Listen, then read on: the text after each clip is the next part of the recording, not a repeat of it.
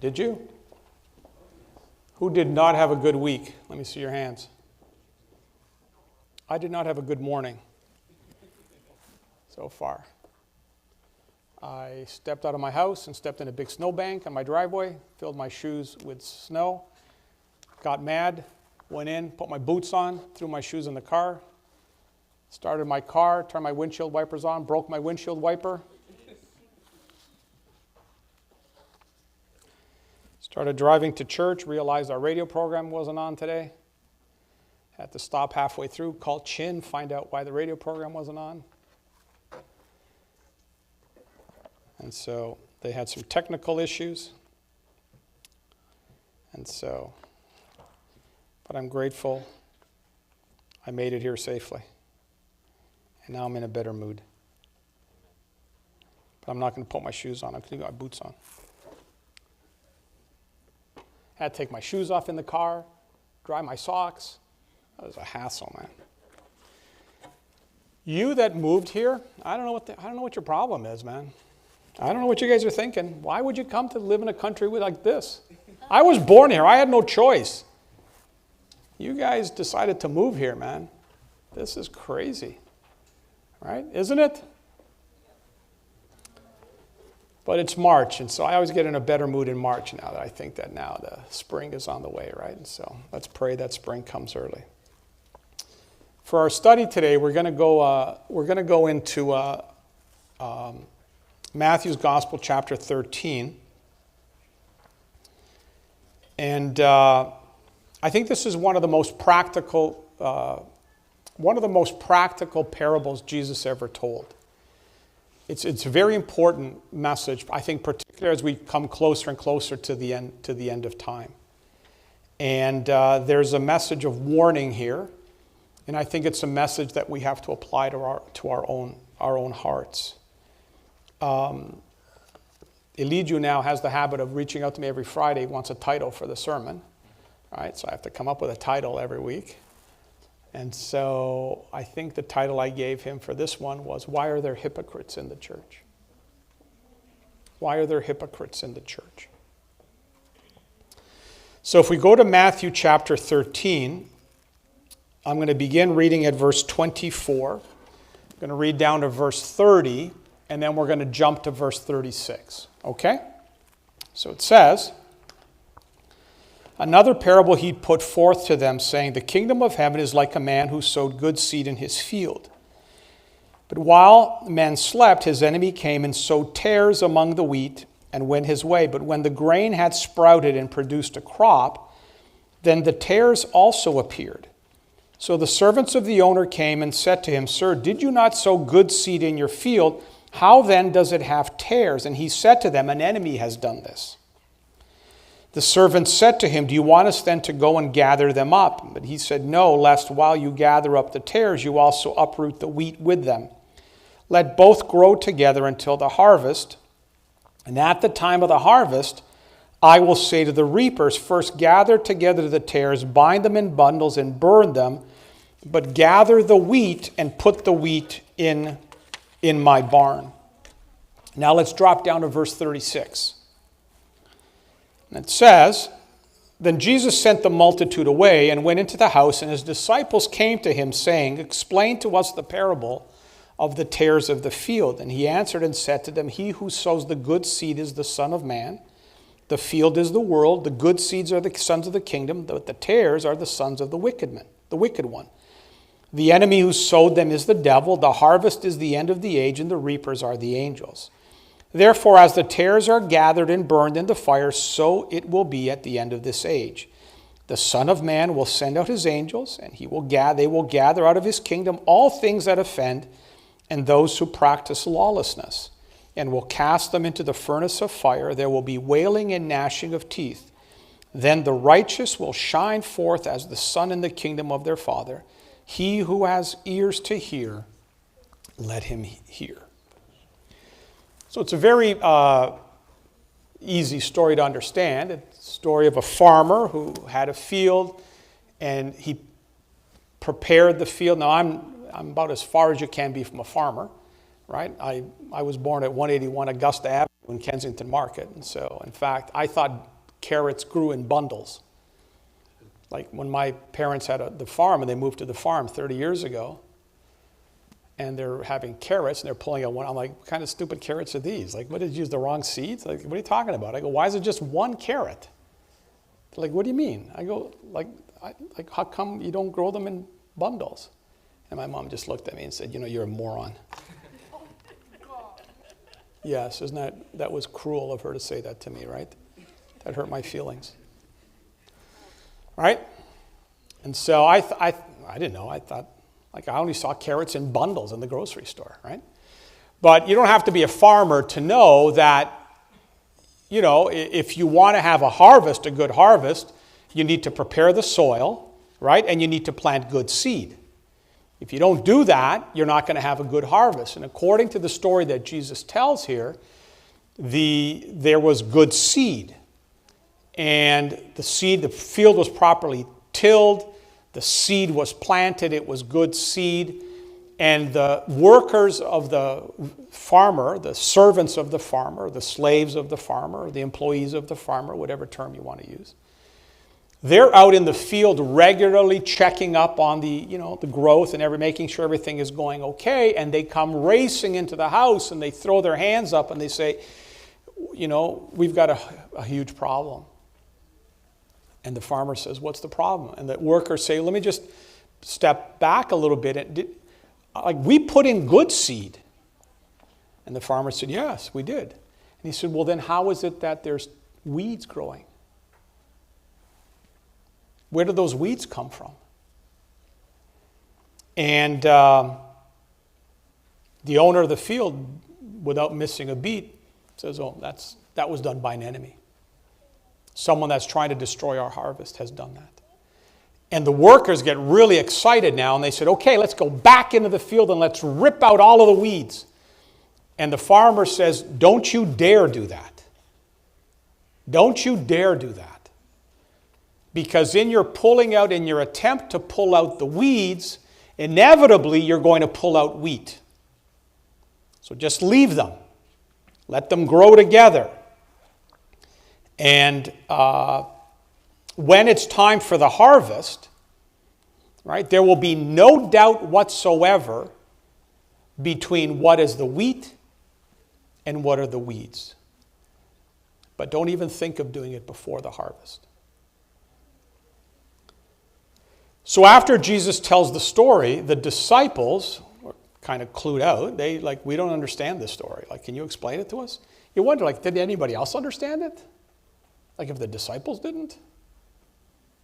All right? So they said, can you explain us the story? Because we don't get it. And Jesus didn't say, well, you guys are a bunch of dummies. What do you mean you didn't understand it? Right? He didn't say that. He just said, okay, let me explain it to you. He said the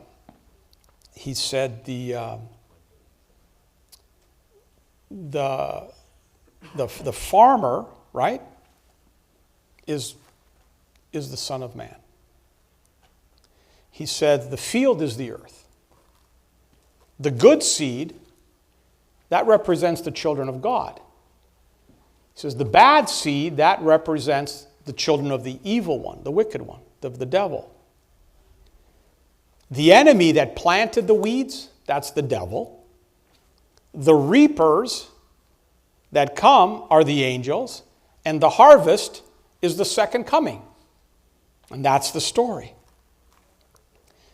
The separating, he said, is only done by the angels at the time of the harvest, which is the second coming. And so when this story was told, this was an agricultural community. And so, folks have asked me, but did this actually happen? In fact, it did. Roman law placed a very very high sentence, a very high penalty on anyone that was caught sowing weeds in the middle of someone else's good seed. It was very common, to the point that the Roman penal code included this crime, and there was a punishment for it. Now, it is believed that the weeds, the Bible refers to them as tares, were something called darnel. And darnel is a weed. In fact, they suggest that much of the wheat in Africa is, a large percentage of it is darnel. Because when they are growing, they look practically identical. But when it's time for the harvest, then there's some distinct differences in this, in the appearance of this wheat, and the weed and the weed. So, at the time that they're growing, it's very difficult to distinguish between the two. But the time when it's time to harvest, like, you don't have to be a farmer. Even I could tell the difference, right, between what is wheat and what is darnel, or what the Bible refers to as tares. And the other issue with darnel, not only that it was a weed, there has a very bitter quality. So, for example, if a grain of darnel got mixed in, with some flour, and you baked bread, right, and you happen to slice a piece of bread and you happen to bite in and you get that grain of darnel, your mouth would pucker up, right, because there's a very bitter quality to it. In fact, some have suggested even a poisonous quality to it. I mean, I don't think deadly poisonous, but poisonous. And so even in very small amounts, it would go a long way to spoiling, whatever it happened to be baked into. And so, now what does this story mean? Well, I think it means a number of things.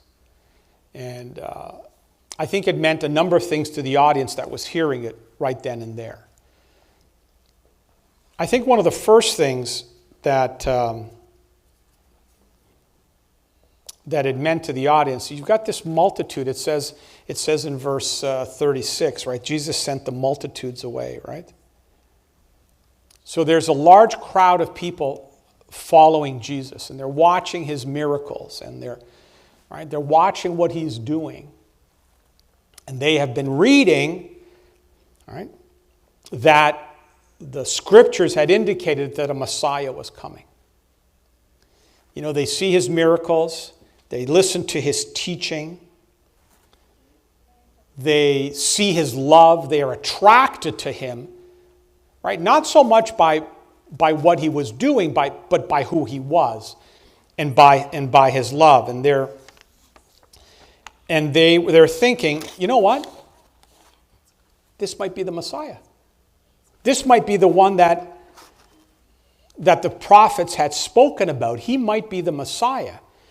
But you have to remember, you have to put yourself in the Jewish mindset of the day, that they saw the Messiah coming as this powerful general, right? As this powerful figure that was going to take the promised land that God had promised to them, that was now being occupied by these Roman pagans, and he was going to lead this revolt, and he was going to march the Romans into the sea, right? And return the promised land back to its, rightful owners. That, he was going to come as a general, and he was going to mobilize the people. And they're going to take the hated Romans and push them out. And then the Jews would dominate the earth. That was their thinking. But Jesus comes along and tells them a story like this, and he's saying to them, listen, you may think that I'm coming as a general, but I'm not. I'm coming as a farmer. I'm not coming as a general. That blew their minds. Because they're thinking, what a general he would make. Can you imagine? We have an army. We go into battle with the Romans. Our soldiers are killed. He resurrects them. They're wounded. He heals them. We're undefeatable. We could never lose. Jesus says to them, the work of the kingdom, the advancement of the kingdom, is not coming by some crushing force. The work of the kingdom is a slow work. Like a crop that is maturing in a field. It's going to take time. What other message would be here?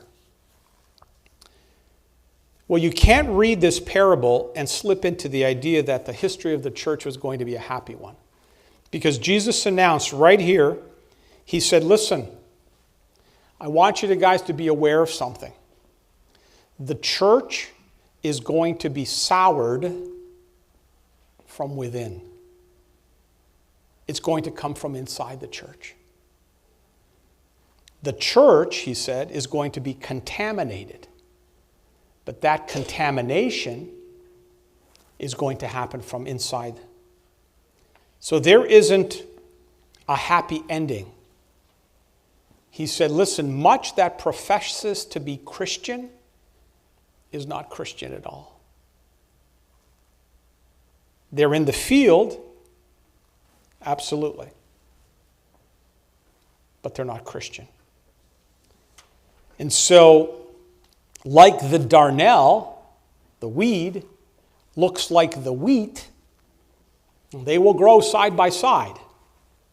They will be there.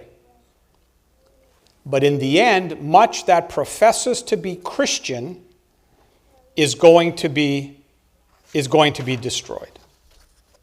There's no ultimate conquering of the world by the church by force. It's not going to happen. Now, that idea was a shock to them. And it impacted that immediate audience. It was completely counterintuitive to what they believed the Messiah would come and do. And so Jesus, he's constantly throughout his life, and particularly his parables, he's turning things upside down. Right? The things that the Jews have elevated as being important, Christ's tearing it down. Right? He's saying, no, you got to look at this from a different perspective. He's flipping everything upside down. Now, what other lesson would be here, right? If we go a little step further, he says, who are the good seed? And he tells us that the good seed are the converted members of the church. And the bad seed, he said, are those that profess to be Christians. But they're not that at all. They're church members. They're in the church. They're in the field. They're part of the kingdom. But they're not real Christians at all. They're actually artificial Christians. On the outside, they look like the real thing. Right? From every external observation, they look like the real thing. They talk like the real thing. But down deep inside, they're not that at all. Different. They're a hypocrite. What's a hypocrite? Well, the Greek word for hypocrite means an actor. An actor. Right? Acting was a very noble profession in these days, like it is today. Right? People get all bent out of shape. I remember we were in the Grove in L.A.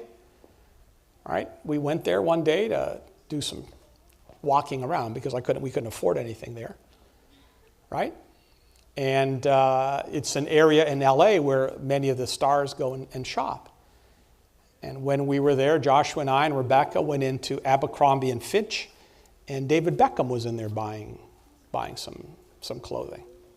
And Justine Bateman was outside, and other, right? And every time, it's like, oh, look at us, that's over there, look at him over there, wow, right? Because we're impressed by them, right? And that's how it was in these Romans days, that they would pass by, right? People would take note of them. They were admired in their culture. That's the thing about a hypocrite. A hypocrite is an actor. They learn their lines.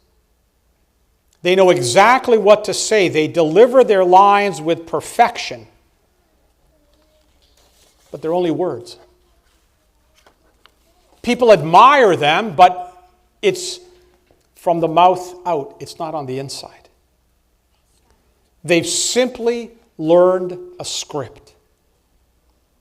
And they portray something that they're not. It's very difficult to tell them from the real thing. You hear stories of actors, right, that portray their roles so well that people confuse them with the profession they portray. Right? You'll hear stories about actors being stopped and being asked for medical advice because they portray the role of a doctor on television so well that people think they're actually doctors. Right? And they have to explain to them, listen, I don't know what that means, I just memorized the lines. They just learned the lines. So Jesus said, within the church, you are going to have what are deemed artificial Christians, hypocrites. And he goes on to say that those individuals are placed within the church by the devil himself with the intent to destroy the church. You see, the most destructive power that the devil can use to destroy the church is the power of imitation. You see, because the hypocrites, they tend to draw people to themselves, like the actors do. And people tend to imitate them. And when we're imitating something that isn't real, then we are moving forward the devil's agenda. More people lose confidence in the church because of unconverted members of the church than any other reason. The power of our church is destroyed by the inconsistencies of those who claim to be the real thing. The servants of the master come in and they say, Lord, Master, do you want us to rip out the tares? Do you want us to put them out? And what does the master say? He says, don't do that, because in your attempt to rip out the weeds, you are going to do more harm than you are going to do good. Leave them alone. If it's up to us to make the decision who is wheat and who is weeds, then we will do more harm than we will do good. We're not to do that. In this parable, Jesus took away our right to pass judgment on anyone. So we must dare not ever try to separate that which is true Christian and that which is false Christian within the church. Why? Why has God not given us? We love to be able to have that. We have people within all of our churches that have this ability to discern sin 7 kilometers away. 7 kilometers away, they can know there's sin coming 7 kilometers away. Right? Right, but can't see the log in their own eyes. They can't see the problems in their own lives. Jesus says here, you're not to separate the wheat from the weeds. You can't. You're not qualified to do it because you can only look on the outward appearance.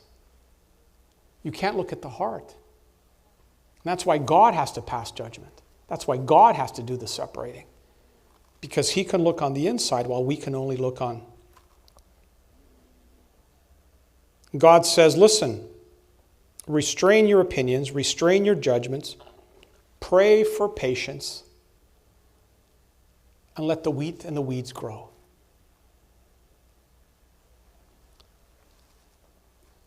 Let me just, for a moment, speak to you that maybe those that are considering joining a church or have recently joined the church, it is unrealistic to expect that you're going to find a church that is all wheat and no tares.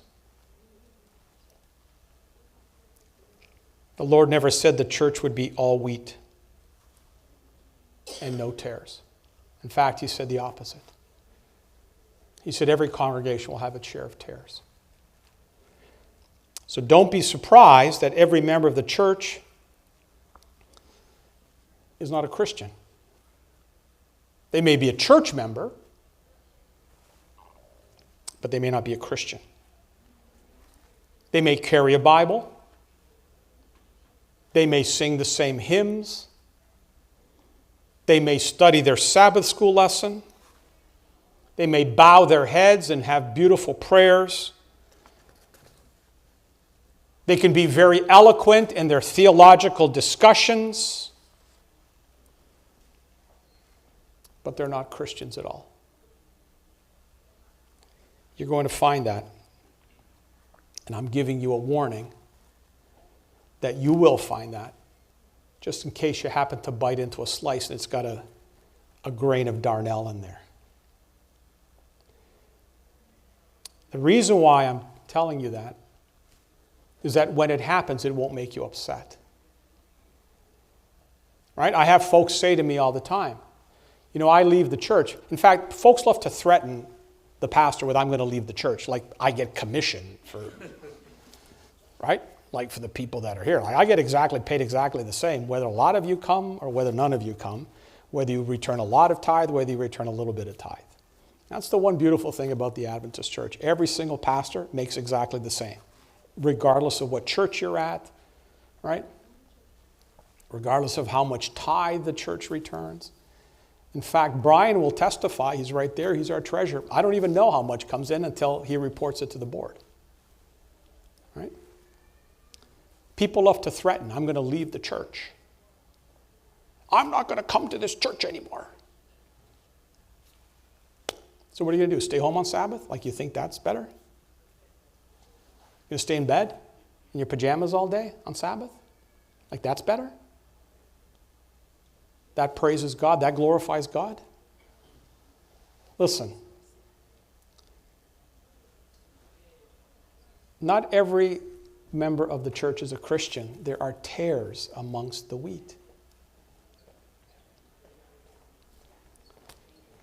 They say, I'm leaving the church because, there are hypocrites in the church. And I say to them, you're just figuring that out now?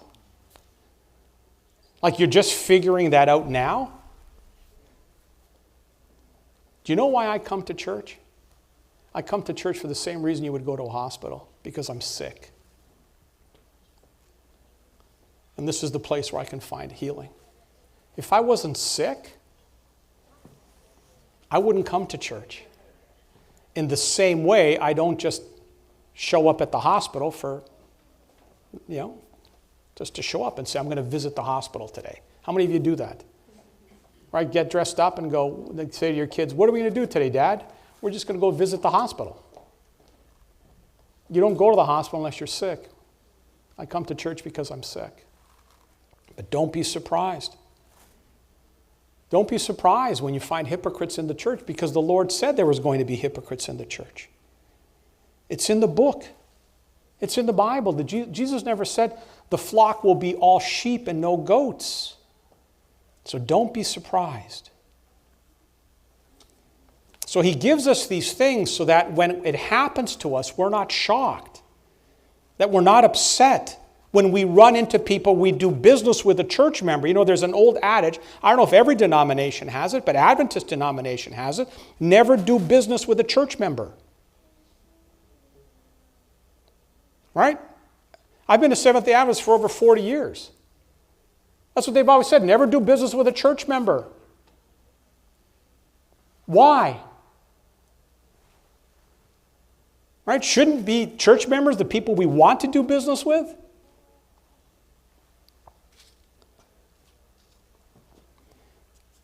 Just because someone is a member of the church, don't automatically assume that they're a Christian.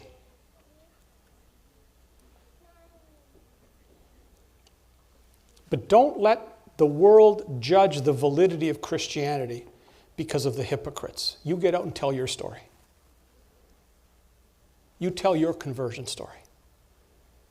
And you let the world know what God has done for you and how he changed your life. I'm going to give you an intensely personal thought, and if you don't take anything out of this, then maybe this will be worth it. Listen, I don't look at the church through rose-colored glasses. If there's anybody here that's seen the dark side of the church, it's me and my family. I've seen aspects of the church that I never wanted to see. But I'm telling you, I have made a commitment to stay within this church, whether there be tares or not. I'm going to get in the middle of the field. I'm going to stay in the field, whether there are tares or no tares. Let the tares prosper. Let the hypocrites put on a performance. Let the hypocrites give me the bad business deal. I'm going to stay in the field. I'm going to stay in the church. Because what is the alternative? Do we abandon the tares? Do we walk away from them? Or are we going to pray for them? You see, because if we abandon them and we don't pray for them, then we have to ask the question of our own hearts, am I a tare? You see, because tares don't pray for other people. Tares condemn other people. It's the good seed. It's the Christian who, when they see someone doing wrong, opens their arms to them. Even within their church, embraces them. It is the good seed that embraces those that have offended us or are offending. Embraces those that have been buffeted by Satan. And so what kind of a Christian am I? Am I the kind of Christian that when I see someone doing wrong, I walk away from them, I criticize them, I judge them, or do I pray for them? That the Lord brings a hedge of protection around them. That the Lord banishes the evil one from their life, and that the Lord have mercy upon me, a miserable sinner that I am. An artificial Christian, a tare, sees a sinner as a person to be avoided. When someone in the church does something that we know is wrong, we stop calling them on the phone, don't we? We don't talk to them anymore.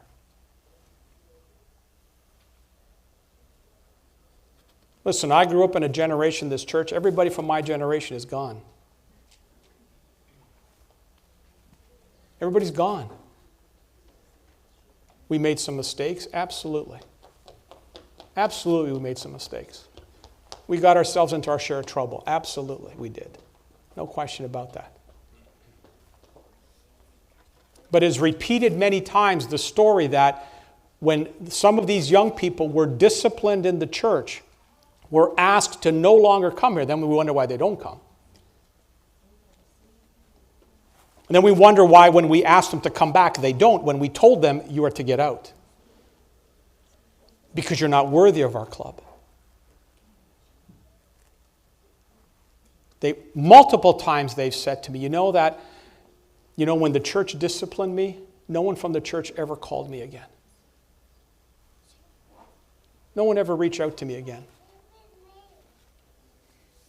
A couple years ago, maybe more than 10 years ago, I was here at the airport.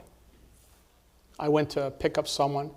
We were doing an event at the Marriott over there, and I went to the airport to pick up the speaker that was coming from South Africa. And I was in Terminal 1, and arrivals just sitting there, standing there waiting for them. And a police officer on one of those Segways, Peel Regional Police Officer, came up to me and said, "What are you doing here?" And I thought, that's kind of do I look like a threat? All right? And he just came up on the scooter, on the Segway thing. He goes, "What are you doing here?"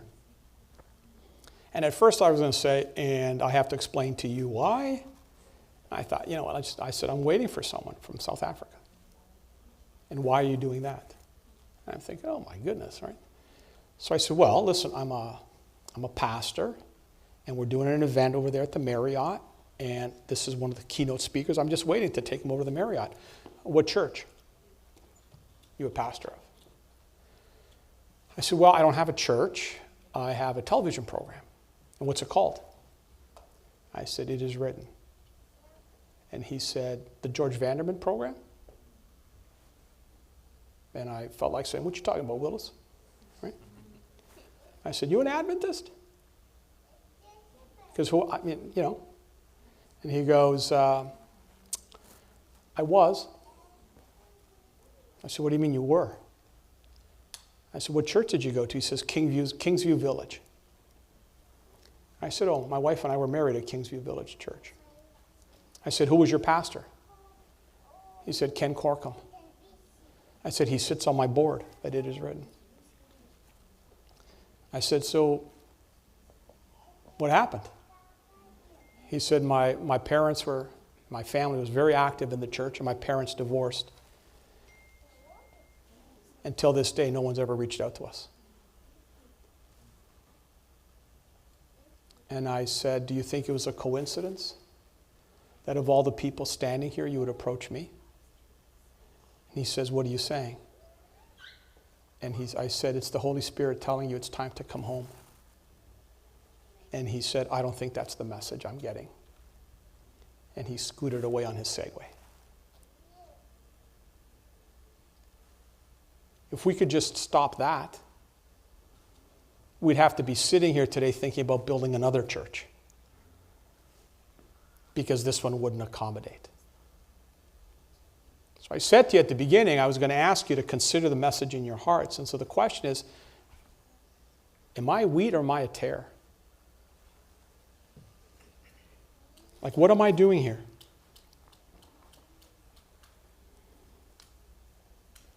Do I see someone who is doing wrong as someone to be avoided? Or do I see them as someone to be prayed for? Someone to be loved and warmed? If we did that, that alone would destroy all of the apostasy in our church. Tares are never warm. Tares are never considerate. Tares see people who do wrong as people to be avoided. You know, it was funny. I remember when we were building the church here, I said, half jokingly, but I said, we should put an ashtray out at the front door. They're like, what? What, you've lost your mind? What do you mean an ashtray? I said, for the people that smoke. No, but our members don't smoke. I said, that's the point, but don't we want to attract the people? Why wouldn't we have an ashtray out there? Right? I'm happy when I see folks sitting in the church and they get up and they go out in the parking lot and have a cigarette. Why wouldn't we have an ashtray there? They can put their cigarette out. Why do they have to throw it in the parking lot? Put it in the ashtray. Isn't that the people we want to attract? Do we see them as people to be avoided? Or do we see them as people to be embraced? But let me tell you another shocking truth from this story. The tares never change the wheat. The tares never changed the wheat. Not one single blade of the wheat was changed by the presence of the tare. The wheat was still wheat. The process of growth next to the weeds did not do anything to change the wheat. The wheat remained wheat. It helps wheat when we go through trials. And sometimes God takes us over some pretty harsh roads, doesn't he? He takes us over some bumpy roads that are painful, and we suffer, and the tears roll down our face to the point that we cannot stand it anymore. But I pray that God makes me a loving Christian. And I invite him today to come into my heart as the master farmer and remove all the weeds in my heart, that I can be that loving Christian. that my heart and my life may be fruitful to his glory. I know that there is the power of God that can change us. I know the power of God can change our church. The harvest is coming. And we need to be ready. I want to be ready. And I pray you do also. In Jesus' name, amen.